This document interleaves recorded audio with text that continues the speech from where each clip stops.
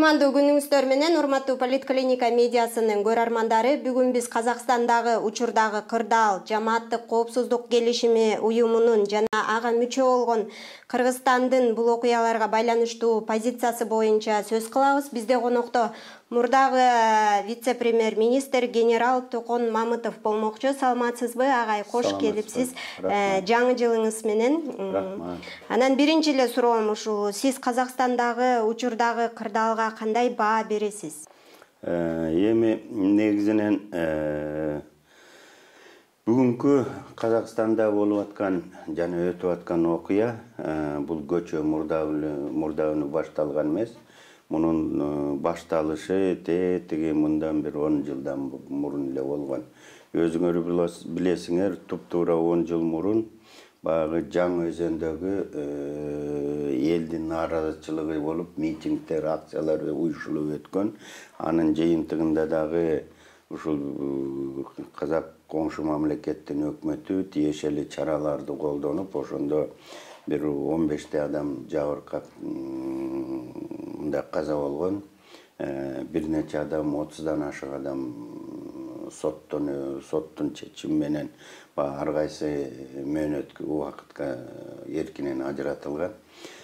Мына көчөгү окуя дагы ушул Жаңы өзөндөн башталды да, как раз 10 жыл өткөндө. Анан бул бир, экинчиси азыркы жанагы социалдык экономикалык абалдын, элдин турмуш жашоосунун начарлашынын негизинде болду.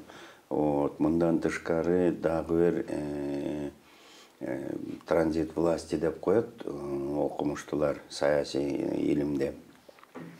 Ошол транзит власти мындай бийлик транзити мөөнөтү кичине создуктап кетти. Казакстан мамлекетинде бийлик мындай кандайдыр бир эки баштуу болуп турду да. Көп институттар, жетекчилер саясатта дагы, экономикада дагы, укук коргоо орган жагынан дагы баягы күтүп атышты да. Бир Кылчаев оң жагын карайт, Кылчаев сол жагын карайт. Баягы маселелер көп мындай тез чечилбей, бир топ мындай создугуп, анан ошонун негизинде мындай карама-каршылыктар, саясий карама-каршылыктар тымызын акырын уже түтөп баштаган да. Мына ошол бир нече жылдан бери баштап, мына аягы ошону менен бүтүп атат. Ошон үчүн бул албетте өтө мындай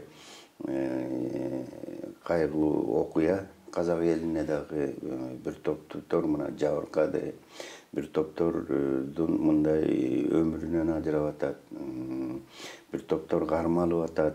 Аягында мына билдирүүлөр боюнча террористтер деп айтып атат. Бирок эми жанагы аянтка чыккандардын баары миңдеген адамдын ары эле террорист эмес да. Албетте сөзсүз түрдө арасында жөнөкөй өзүнүн баягы саясий, экономикалык талаптары менен чыккандары барлар. Арасында жөн эле баягы эл барат да мен деле дарбып баратам дегендер деле бар. Адашкандар деле бар. Албетте сөзсүз түрдө арасында жана уюшулган кылмыш топтор, чет өлкөлөрдө болуп келген жана террористтик мыйзамсыз куралданган уюмдардын, группалардын мүчөлөрү деле болгон сөзсүз түрдө. Бул жерде мындай көп болгондо азыр эми казак бийлиги, Казакстандын укук коргоо органдары ушуларды ажыратып билиш керек да. Өзгөчө комиссия, мен ойлойм, мамлекеттик комиссия түзүлөт болуш керек. Укук коргоо органдары, Генеральный прокуратурасы баш болуп, булардагы териштирүү жүргүзө баштайт. Мына ошондо ушуну Казакстан коомчулугу үчүн, ушул окуя кайталанбас үчүн мындай ошол И комиссиясы да улуттук же мамлекеттик комиссия болобу, укук коргоо органдары дагы так объективдүү мыйзам негизинде, акыйкаттын негизинде териштирүү жүргүзүп туруп, баягы адашкандарды адашкан деп, террористти террорист деп, уюшулган кылмыш топтун мүчөсү болсо уюшулган кылмыш топтун мүчөсү, жөн эле элдин арасына баягы эл дарбыса эле кошо дарбып кеткендер да жок болгон жок. Көпчүлүгү ошондой болду. Ошолорду да ошол ар бирин мындай дифференцированный бөлүп туруп, анан албетте жазасын бериш керек. Бул жагы да бар. Бирок ошол эле учурда баягы жазасын беребиз деп эле баягы жазасын жана мыйзам бузуп адам өлтүргөндөрдү сөз түрдө эми ал мыйзам чегинде казак мамлекети өзүнчө ал суверендүү мамлекет өзүлөрү баягы чара көрөр. Бирок мен ойлойм булар мындан ары ушул кайталанбаш үчүн негизи жанагы социалдык экономикалык маселелерди чечиш керек. Элдин турмушунун унутулуп калган. Мындайча айтканда бийлик менен коомдун, элдин ортосунда ажырым чоң болуп калган да. Бул биринчи себеп. Экинчи себептердин бири дагы баягы эл аралык мындай экономисттер айтып коет, индекс Джини деп коет. Бул коэффициент Джини. Бул баягы өтө бай 10% коомдун, анан өтө жакыр жашаган 10%-тин ортосунда ажырым аябай чоң болуп калган. Жана коомдо бийлик менен элдин ортосу ажырым чоң болуп, бай менен кедейлердин ортосу да чоң ажырым болуп, анан сөзсүз түрдө жанагы коррупция дагы болгон.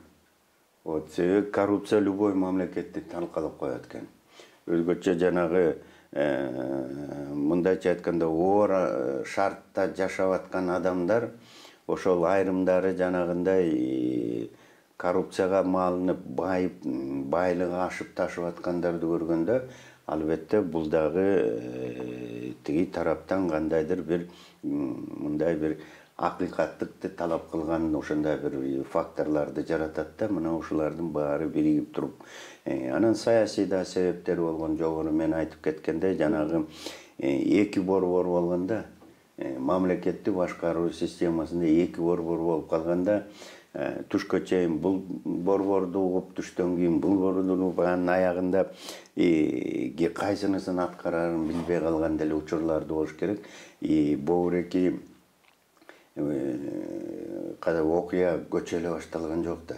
Жаңы жылдын астында башталган, бул декабрдын 20-25-теринде эле башталып келаткан. Анан баягы газ деп маселесин көтөрбөдү, кымбаттады. Газ эмес бөлө бул мамлекетте продукты, тамак аш деле бүт маселе баягы дүйнө жүзүндө болуп аткан процесстер деле болду. Бирок газ маселеси бул баягы аягы тамчы болду да. Тамчы болуп, анан ошо ташкындап кетип, чогулуп келаткан маселелердин баары чыкты. Бул комплекстүү түрдө көп проблемалар да. Анан ошол проблеманын негизинде азыр моундай абалга келди.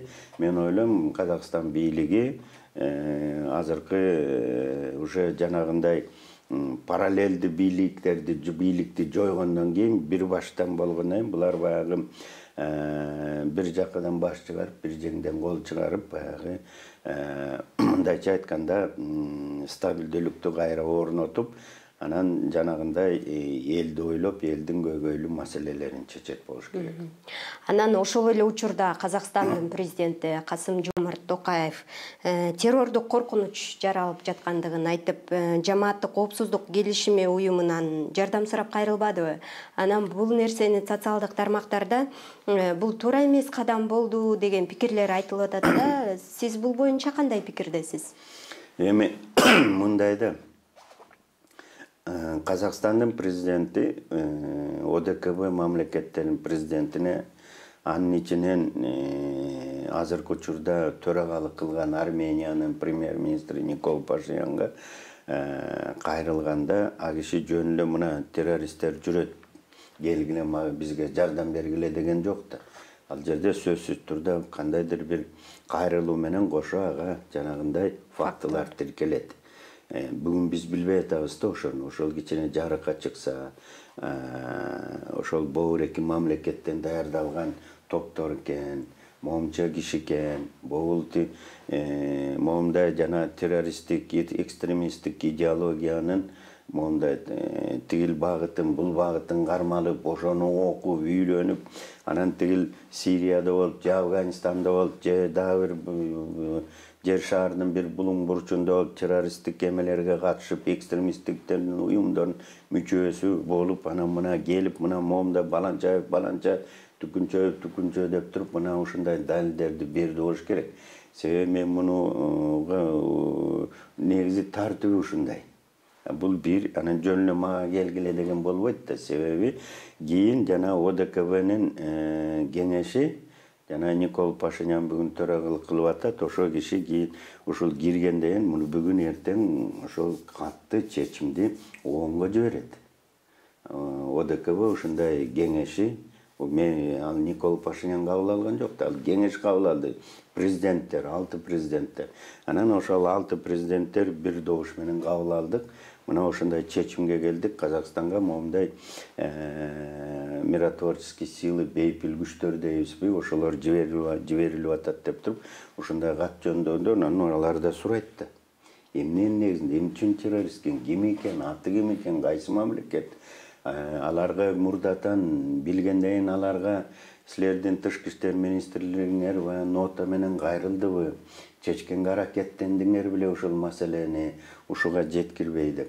Бул жерде мунун айтып атканым, азыр бул жанагы укук коргоо органдары, анан мамлекеттик комиссия уюшулуп калса, мисалы ушул факты боюнча, териштирүү боюнча, албетте эгер террористтик уюмдар болсо, күч структуралардын жетекчилерине суроо жарылат. Эмне үчүн өз учурунда чара көрүп, аларга териштирүү жүргүзүп, чара колдонгон жок.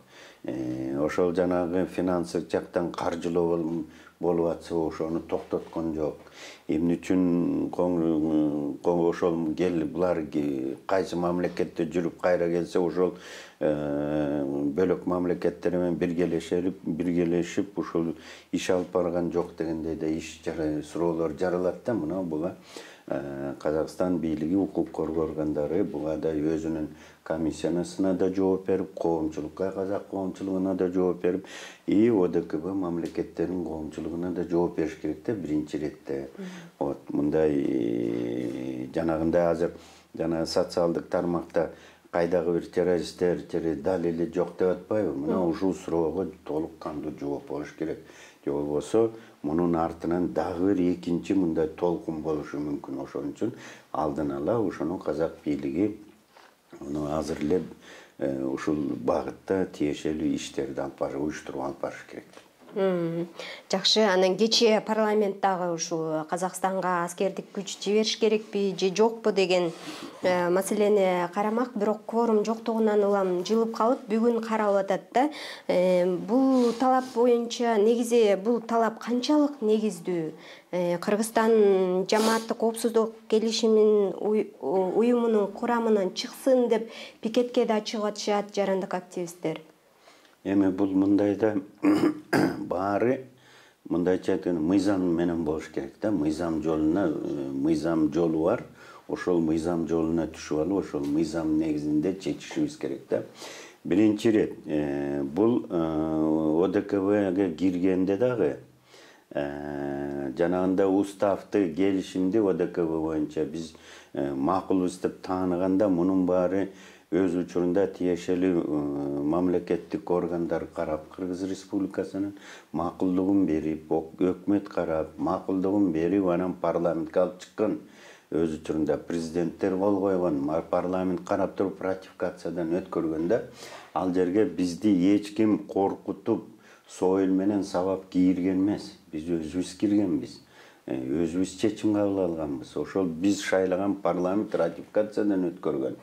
Анан жанагындай кийин толуктуу өзгөрүүлөр болду. Анын ичинде жана 4-статьяга жанагы бир мамлекетке кол салынса, башка мамлекеттер муну бүт жааматка, ОДКБ мамлекеттерине кол салды дегендей баа берип туруп, анан бүт күч аракеттерибизди ошого жумшайбыз дегенде жардам берип. Мына ошонун негизинде, анын ичинде экстремизм, терроризм да бар, жанагындай стабилдүүлүк болсун деп, анан тышкы агрессия деген да бар.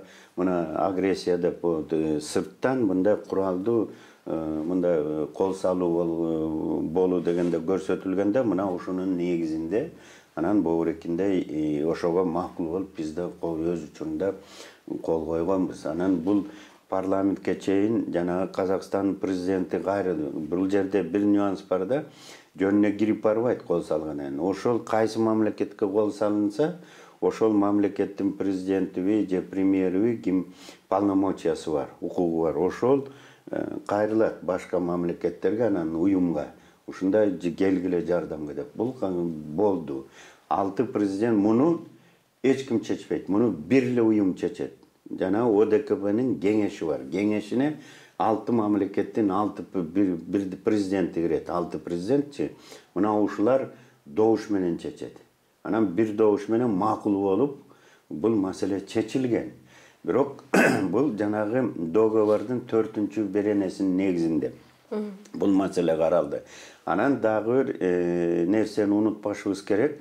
Биздин конституциянын 80-чи беренеси боюнча, азыркы жаңы майдагы конституциябыз боюнча 80-чи беренесинин 1-3-чү 4-чү пунктусунда көрсөтүлгөн Кыргыз мамлекетинин куралдуу күчтөрүн башка Кыргыз территориясынан башка сыртта пайдалануу үчүн, жиберүү үчүн маселелерди жогорку кеңеш чечет деп.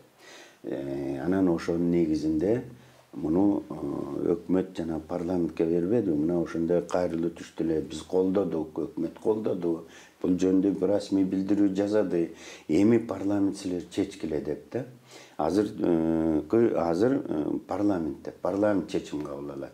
Муну мен дагы же башка бирөөлөр дагы жана макул болгондор дагы, каршы болгондор дагы биз баягы укугубуз жок. Бул жерде парламент чечет. Эгер парламент чечсе, барсын десе, анда биздин жана бир батальон кетет. Эгер жок десе, анда бул батальон кетпей, кайра эле ошол ордунда тура берет да.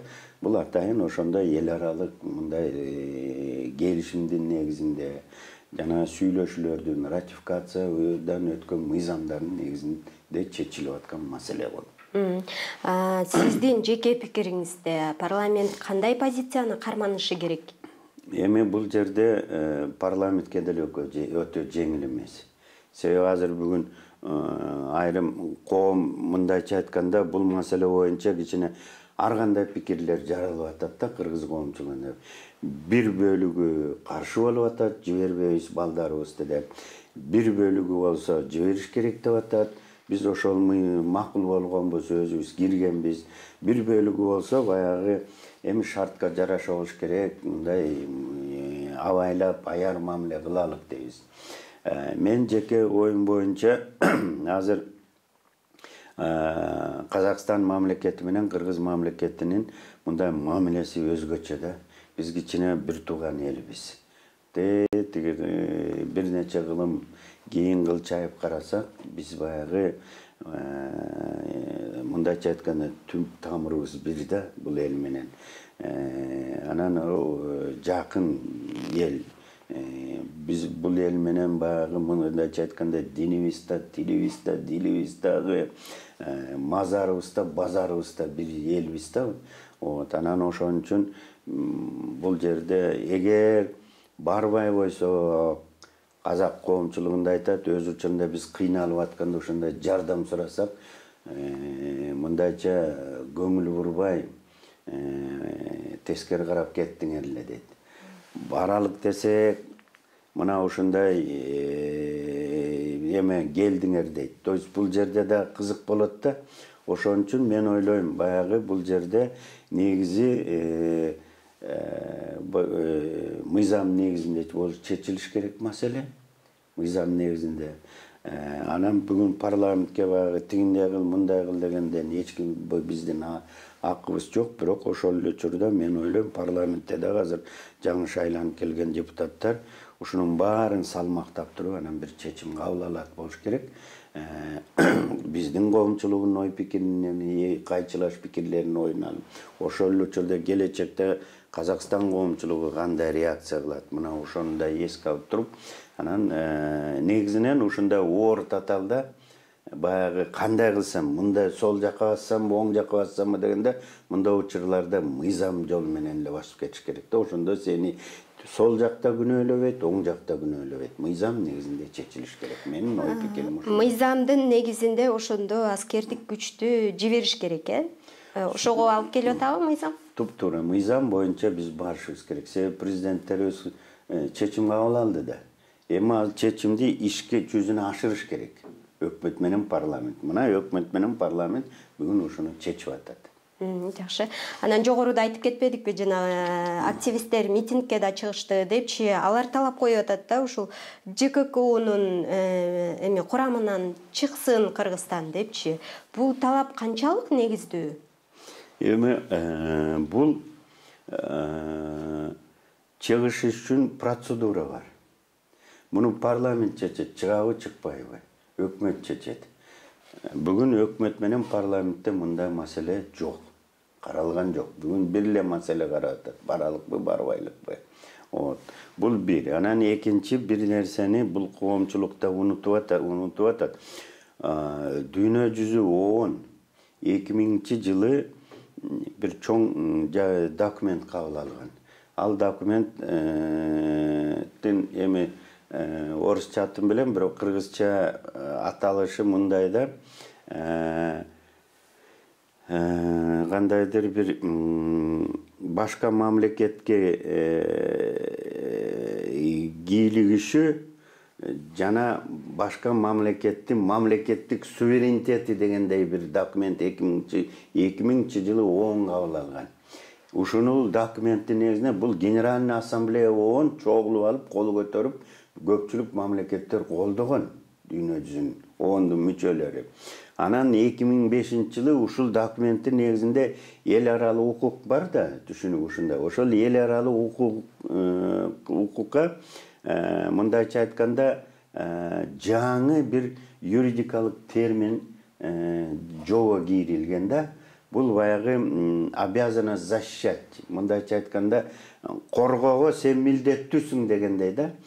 Ал жерде жазылып турат. Эгерде кайсы бир мамлекет саясий кырдаалдын негизиндеби же башка бир шарттарда кырдаалда ошол коргой албай, колунан келбей коргобосо, анда башка мамлекеттер милдеттүү түрдө кирип тартиптүү, мыйзамдыктуу, эл аралык стандартты, эл аралык укуктулукту орнотуш керек деп туруп, ошондой документ, ошондой эл аралык документте кабыл алган, эл аралык юридикалык жана укук коргоо түшүнүгү ушундай жаңы термин пайда болгондо, бул жерде чечим кабыл алып атканда, мен ойлойм ушуну деле эске алды.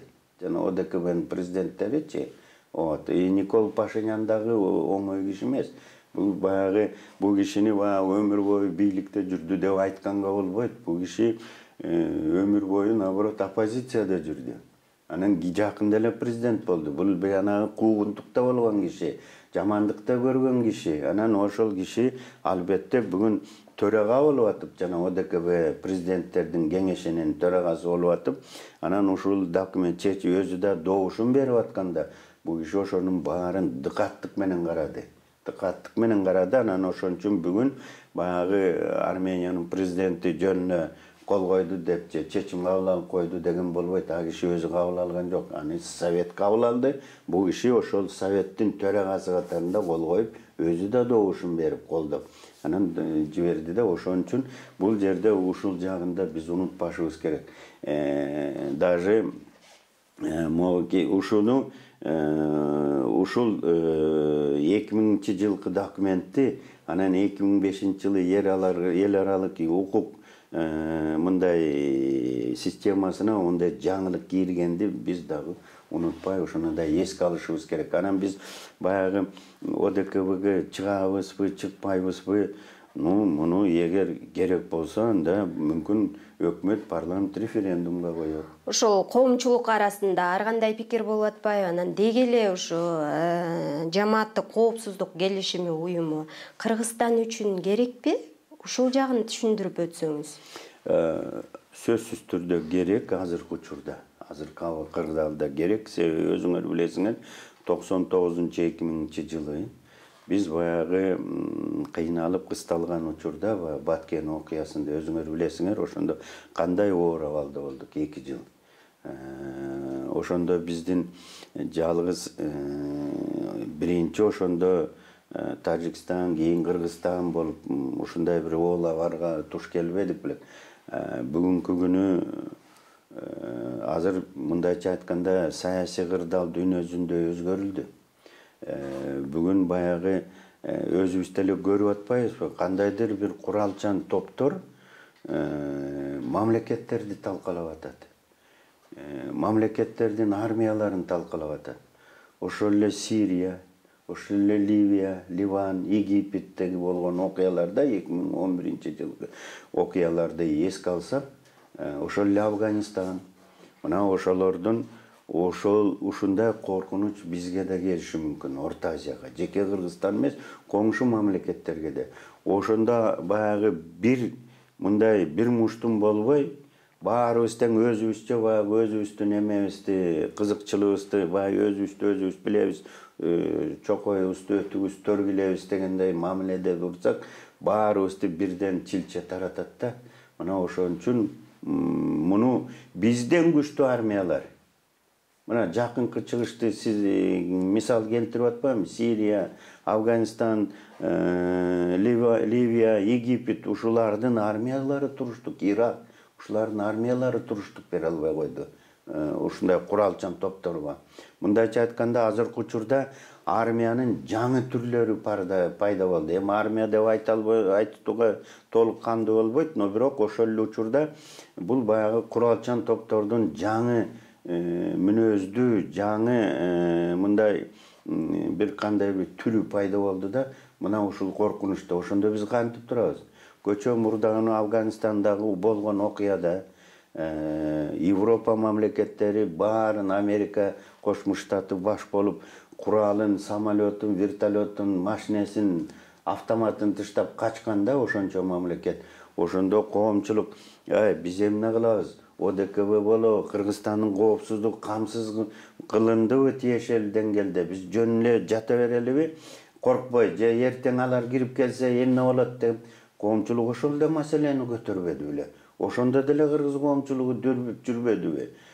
Анан ошону унутпаш керек. Анан көчө күнү болгондо унутуп калып эле анан бүгүн кереги бар, керек деген бул баягы анын үстүнө талап кылганда алар айтканга эрки бар, укугу бар, алар айтып талап коюш керек. Бирок өкмөт, парламент бул маселелерге жооп берип, элге түшүндүрүш керек да. Моундай болбойт.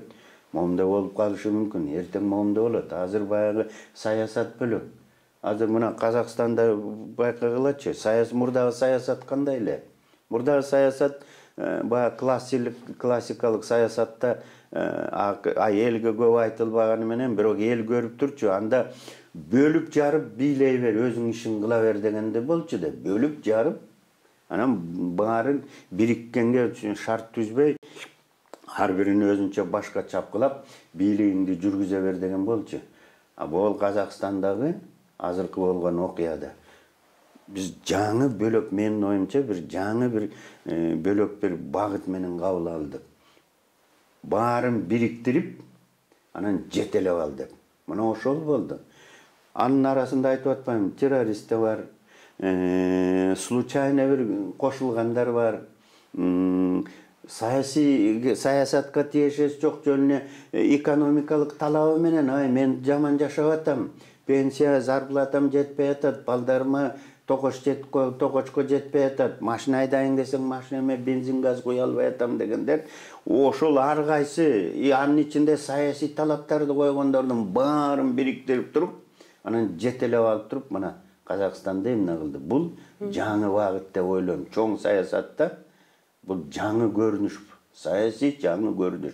Мына ушул мурда баягы дайыр жолу кайталап коюң, бөлүп жарып бийлеп, бийлигиңди жүргүзө бер десе, или кандай кылсаң ошондой кыл десе, буларды жетелеп, бул жерде бириктирип баарын, бөлүп жарбай бириктирүү, анан мурдунан жетелеп баягы өзүң максатыңа жеткенге аракеттен деген мааниде мына Казакстанда көрүнүш. Бирок агаймы 2010-жылы убактылуу өкмөттүн башчысы Роза Отунбаева дагы ушул жамааттык коопсуздук келишими уюмуна кайрылып, бирок алар келген эмес деген маалыматтар айтылып атат да.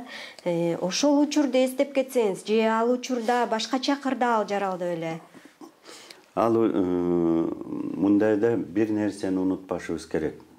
Ошол кезекте террористтер, экстремисттер болуш керек болчу, алар кол салыш керек болчу, сырттан даярдык көрүп, жана окуп, согушуп жүрүп, анан бизге кирип келсе, биздин жараныбыз болобу, бөлөк жараныбыз болобу, мына ошондой фактыларыбыз болгон жок. Бизде биринчи болду баягы билдирүүлөр, билесиңерби, укук коргоо органчылар мынча чет өлкөлүк снайперлерди кармадык, анан мынча кишилер даярданып бизге жакынкы чыгыштан баштап мындай коңшу мамлекеттер даралап кирип келиптир деген билдирүүлөр болбоду беле. Анан ошондо тигил мамлекеттерге кайрылганда алар айтты: "Хорошо, ошо фактыларды берип койгула, биз чечим кабыл алалы" десе. Бере албай койбодукпу. Же жанагы снайперлерибиз жок. Же жанагы тияктан баягы даярданып туруп акчасын, наркотигин, граната, пулеметин көтөрүп келаткандарыбыз жок болуп калып, ошон үчүн ички маселе болуп калды да. Ички улуттармалык маселе, ошон үчүн бул жерде киргенге болбойт деген эме болуп калды да. Ал жерде да чечим баягы кыргыздарды колдобойлук деген жок. Биз ошондо тиешелүү фактыларды бере алган жокпуз. Ошол кезектечи, ошонун негизинде чечим кабыл алынган жок. Бул анан жанагындай азыркыдай бобуреки агрессия болсун, тигил бул болсун деген жанагы террористтик уюм, стабилдүүлүгүчүм деген дагы бул толуктоолордо кийин кирип калды да, айрым ошол договорго бул 12-жылдары кирди да. Ошон үчүн муну туура түшүнүш керек. Кээ бирлери айтып атат, Армения менен Азербайжанда да ушундай болду, кийирген жок деп. Бирок ОДКБ жакын карады, мына көчө мурдагы болбодубу, Карабактагы окуялар эки мамлекеттин ортосунда. Бул жерде да ачык айтып сырттан болгон жок. Окуя жана Карабакта. Карабак бул бир мамлекеттик болчу. Чынын айтканда, мурда СССР учурунда Азербайжандын курамында болчу да, Карабак жана Нагорно-Карабахский автономный область депчи, район деп. Мына ошол ошоякта болду. Силер ичара болуп атасыңар, талашыңар ичара, сырттан эме болгон жок деп туруп, мына ОДКБ ошондой чечим кабыл алган жок. Кыргызстанда деле ошондой болду. Эгер ошондо кайсы бир тарап, мисалы Армения ОДКБнын мүчөсү да, ошондо мына момда бар экен, тетигинде курал жандар бар экен, тияктан Сириядан келиптир, байбиктер, башка дайыр өлкөдөн келиптир, Афганистан деп дагы бир жерде айтып туруп болсо, анда чечим бөлөкчө болмок да. Жакшы агай, акыркы суроомду узатайын. Ушул Казакстанда жаралган азыркы кырдаалдан кыргыз бийлиги кандай сабак алыш керек? Эң биринчиси баягы Казакстан деле жанагы өз учурунда жана басып коюлган жок да. Мисалы 10 жылдан, 12 жылдан бери өзүбүз билебиз, Жан өзөн окуясы, жакында эле бул кыргыз-казак чек арасында жанагы өзбек улуту менен казак улутунда болгон 1-2 жыл эле болбодубу? Чоң кагылышуу, андан мурун баягы Кавказ улутундагы деп мындай туура эмес термин кылып, бирок казак менен ошол Кавказ эл улутундагы элдин ортосунда кагылышуулар болду. Ошол эле жана радикалдык, динчил радикалдар менен атышуу болуп атты. Ошол эле Атырау, Актау деген башка Павлодар бөлөк шаарларында, ошол эле Алматада да болуп атпайбы? Мына ушул жанагы ушуларга өз учурунда мындайча айтканда армиябыз күчтүү, милициябыз күчтүү, органдарыбыз күчтүү деп отуруп, бир нерсени унутуп калды да, илгери Наполеондун сөзүнчү, штыкка отуруп алып, бийлигимди жүргүзө берем деген болбойт экен деп, мына ушул ошибка болду да.